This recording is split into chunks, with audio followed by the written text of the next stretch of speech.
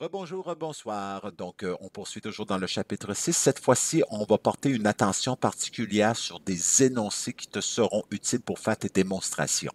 Va chercher ton cahier à la page 480. Donc, je vais te montrer quels énoncés sont importants. Donc, va chercher ton cahier, appuie sur pause et vas-y. J'imagine que tu es de retour. Alors, à ce moment-là, tu es rendu à la page 480 de ton cahier et je te parle du premier énoncé que je considère important parce que quand on a un triangle isocèle, qu'est-ce que ça veut dire? Ça veut dire qu'il y a deux côtés isométriques, mais aussi deux angles isométriques. Donc, c'est ce qu'on nous dit ici. Dans le triangle isocèle ABC, AB est isométrique à BC et l'angle A est isométrique à l'angle C. Parce que les angles opposés aux côtés opposés, ils ont la même mesure, ou les côtés opposés aux angles isométriques ont la même mesure aussi. Donc, par exemple, à cause de ça, je pourrais te dire, ah, OK, AB vaut 5. C'est quoi la mesure de l'autre côté? Ben, tu vas pouvoir dire, ah, ben, la mesure de BC, je la compare à la mesure de AB, donc qui est égale à 5. Donc ça me dit que la mesure de BC a 5 cm de longueur. Et tu justifies car le triangle ABC est isocèle. Isocèle, ça veut dire deux côtés isométriques. Même chose pour les angles. Supposons que je te donne l'angle C. Je te dis, ah, quelle est la mesure de l'angle A? Donc, la mesure de l'angle A est égale à la mesure de l'angle C est égale à 25, car cette fois-ci, je vais plutôt dire le triangle ABC est isoangle. Isoangle, ça veut dire deux angles isométriques. Isocèle, deux côtés isométriques. J'y vais à la page suivante. Ben, en fait, je pense que c'est sur la même page, mais c'est l'énoncé numéro 2. Donc, on va vous parler de triangle isocèle. On nous dit que dans un triangle isocèle, le segment BD, donc on nous dit que c'est un axe de symétrie, que c'est une médiane, que c'est une médiatrice, que c'est une bisectrice et c'est aussi une hauteur.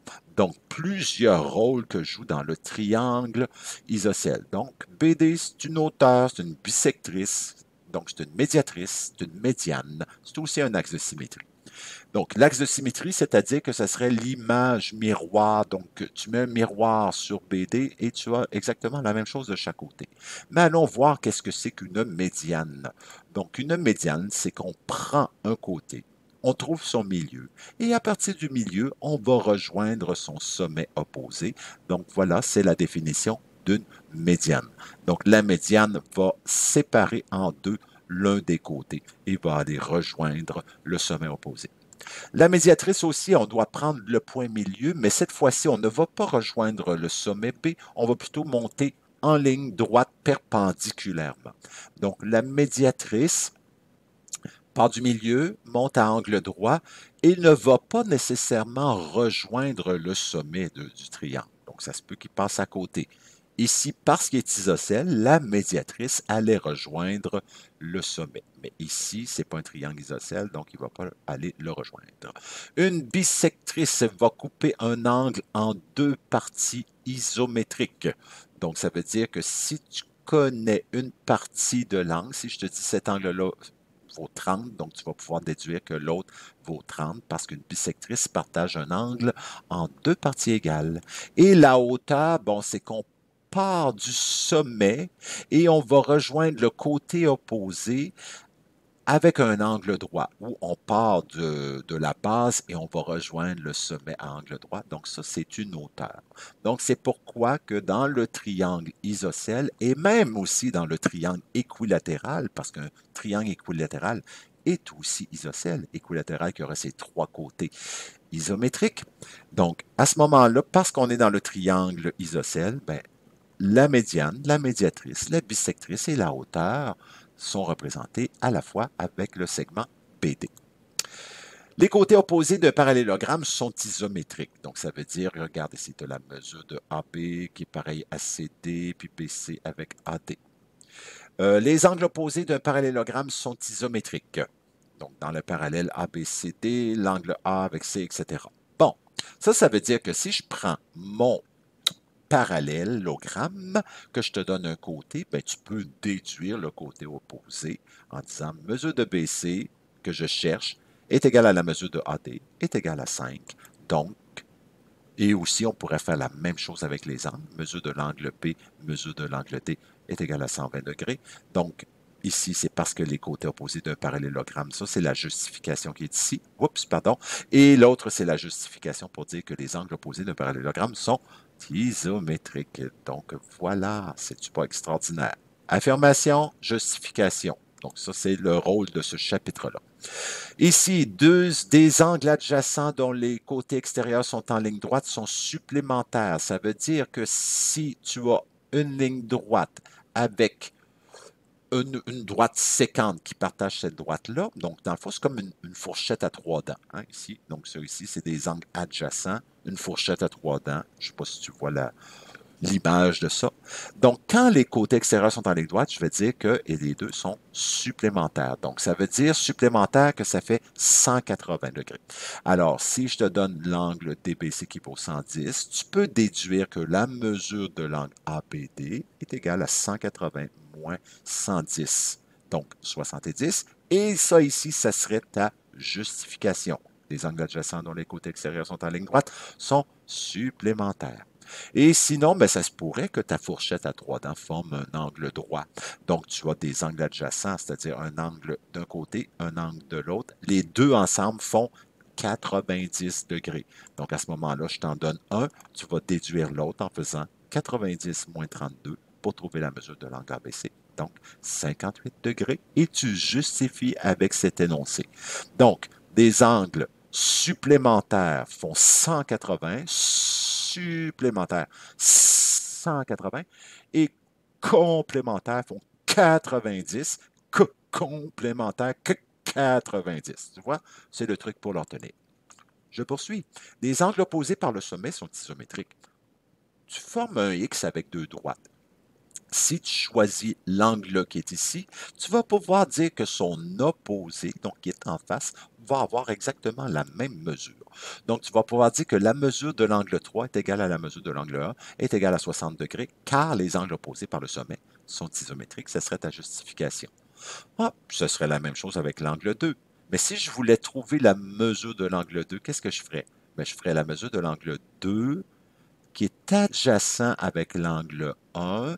Le côté extérieur est en ligne droite, donc les deux sont supplémentaires. C'est pourquoi je peux faire 180 moins 60 égale 120, car deux angles ayant leur côté extérieur en ligne droite sont supplémentaires. Ce sera ma justification de l'énoncé précédent qu'on a vu. Et je pourrais poursuivre ainsi. Donc, lui, il vaut 120. Donc, on pourrait dire que l'angle 4 est égal à la mesure de l'angle 2, qui lui aussi vaut 120, car les angles opposés, encore une fois, par le sommet, sont isométriques. Tu peux même te permettre dans ton énoncé de prendre le symbole isométrique pour me dire le mot isométrique, et j'accepterai ça avec joie et bonheur. Ah, l'énoncé numéro 11, lui, il est particulier. Lui, tu l'as déjà certainement déjà vu. On nous dit que si une droite coupe deux droites parallèles, alors les angles alternes internes, alternes externes et correspondants sont respectivement isométriques. Bon, on va aller, je vais changer de page. Après cette page-là, tu pourras faire une capture d'écran pour retenir ça dans tes notes de cours. Donc, pour avoir des angles alternes internes, alternes externes, etc., il faut savoir que, bon, on va avoir deux parallèles, une séquente, et à l'intérieur des parallèles, donc c'est entre les deux parallèles, donc ça, c'est la zone intérieure, et ici, on va avoir les zones extérieures. C'est sûr qu'on va te parler tu as vu tantôt dans la définition angle alterne interne. Si je parle d'angle alterne interne, interne, je parle d'intérieur. Donc, ça veut dire que mes deux angles vont être à l'intérieur. Et quand je parle de l'expression alterne, ça veut dire qu'il y en a un à droite, l'autre à gauche. Donc, alterne interne, un à droite, un à gauche, à l'intérieur des parallèle. Et qu'est-ce que je vais pouvoir dire? Bien, que le BFG est alterne interne avec CGF et par conséquent, ils seront isométriques. Bon, il n'y a pas juste ces deux angles-là qui sont alternes internes, évidemment, lui aussi avec lui aussi, donc hein, il est à gauche puis l'autre est à droite, donc il sera alterne interne aussi. Mais là, je te fais juste une représentation couleur pour que lorsque tu vas consulter, tu vas voir tout de suite bon, les angles à l'intérieur, un d'un bord, un de l'autre. Mais c'est vrai pour les deux autres. Voilà. Et donc, quand je parle d'alterne externe, mais là, cette fois-ci, je me retrouve à l'extérieur. Donc, les deux alternes, il y en a un à gauche, l'autre à droite. Donc, alterne externe. Ça ressemble à des opposés par le sommet, mais éloignés. Donc, on ne pourrait pas dire qu'ils sont opposés par le sommet, mais ils sont éloignés. Donc, on les appelle plutôt alternes externes parce que les deux sont à l'extérieur. Donc, évidemment, il y aurait cet angle-là ici et cet angle-là aussi, ou qui serait alterne externe, donc EFB avec CGH. Correspondant, ben correspondant, ils correspondent à la même position. Les deux sont à droite, les deux sont en haut des parallèles. Ou les deux sont à gauche, en haut, à gauche, en haut. En bas, à gauche, en bas, à gauche. Donc, les deux sont du même côté en haut ou en bas des parallèles. Donc, EFB correspondant avec FGD, évidemment AEF avec CGF, AFG avec CGH et BFG est correspondant avec DGH. Donc, ici, avec celui-là. Dans le fond, c'est le rouge ici avec le vert là. Donc, ce sont des angles correspondants. Fais une capture d'écran de cette affaire-là parce que c'est important que tu saches c'est quoi la position. C'est un énoncé qu'on va souvent utiliser. Donc, je reviens à mon énoncé. Donc, parce que c'est formé par des parallèles et une séquente, tu vas pouvoir dire que les angles alternes internes ou externes ou correspondants sont isométriques. Donc, par exemple, je te donne cet angle numéro 1 qui vaut 120. Donc, tu pourrais déduire directement l'angle 7 en disant qu'ils ont la même mesure. Donc, tu me dirais, OK, la mesure de l'angle 7 est égale à la mesure de l'angle 1, qui est égale à 120. Hein? On part toujours de qu'est-ce que je cherche, à quoi tu compares, et il vaut donc combien? Donc 120. Et tu justifierais avec l'énoncé, car deux angles alternes externes, j'utilise alterne externe parce que c'est la position de ces deux angles-là, formés par des parallèles et une séquente, sont isométriques. Donc, en fait, ici, c'est comme trois énoncés en un. Mais quand tu utilises alterne externe, tu ne m'écris pas tu m'écris pas les trois parce que je veux que tu fasses la distinction entre je reconnais que c'est un alterne externe ou un alterne interne, etc. Donc, ça, c'est important, cet énoncé-là, numéro 11. Mais numéro 11 séparé en trois. Un pour alterne externe, un pour alterne interne, un pour correspondant. Bon, 14, l'énoncé 14, il est important parce que la somme des angles intérieurs d'un triangle est égale à 180 degrés, ça tu le sais. Donc, si tu connais deux côtés, tu es capable de déduire l'autre côté en faisant 180 moins les deux autres et tu justifierais avec cet énoncé-là. Même chose dans un quadrilatère, 360 degrés, je t'en prends trois, t'en connais trois, tu trouves le quatrième en faisant 360 moins les trois autres pour trouver ton quatrième angle et tu justifierais avec cet énoncé-là.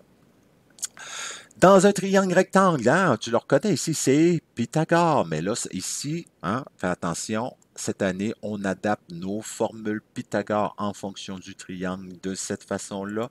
Et en écrivant cette formule-là, tu justifies avec selon Pythagore. Et après ça, tu pourrais mettre tes valeurs, faire tes calculs pour trouver la mesure manquante. Ici, bon, si on a trois côtés, ça a été expliqué en début, donc c'est l'énoncé 25, donc pour démontrer comment on fait pour savoir si deux triangles, si un triangle est rectangle, donc on applique Pythagore, puis s'il fonctionne, l'angle ici est droit. Dans l'énoncé 26, donc ici, on a un triangle rectangle avec un angle de 30 degrés. Et ce qu'on nous dit, c'est que le côté opposé à un angle de 30 degrés dans un triangle rectangle, ça c'est vrai uniquement si le triangle est rectangle. Donc le côté opposé à 30 degrés a pour mesure la moitié de celle de l'hypoténuse. Donc si je donne l'hypoténuse qui vaut 18, le côté opposé à 30 degrés va mesurer la moitié. C'est ce qu'on nous dit. La mesure de l'hypoténuse est égale, non, en fait, la mesure de la cathète en face de 30 degrés est égale à la moitié de l'hypoténuse, donc 18 divisé par 2, 9. Donc, la mesure de AC vaut 9. Évidemment, je pourrais donner la mesure de AC et tu pourrais trouver la mesure de l'hypoténuse. Donc, cette formule-là fonctionne, par exemple, si j'isole AB, qui est l'hypoténuse, je fais fois 2 fois 2, donc j'aurai la formule suivante, la mesure de AB égale 2 fois la mesure de AC, avec cet énoncé-là. Et voilà, ben, c'était les énoncés importants, donc étudie-les, prends-les en note et va faire les exercices proposés qui vont utiliser ces énoncés-là, entre autres. Donc, vraiment pour te pratiquer à émettre, donc tu énonces quelque chose et tu le justifies par un énoncé. Donc, sur ce, je te souhaite un merveilleux travail. Sur ce, au revoir.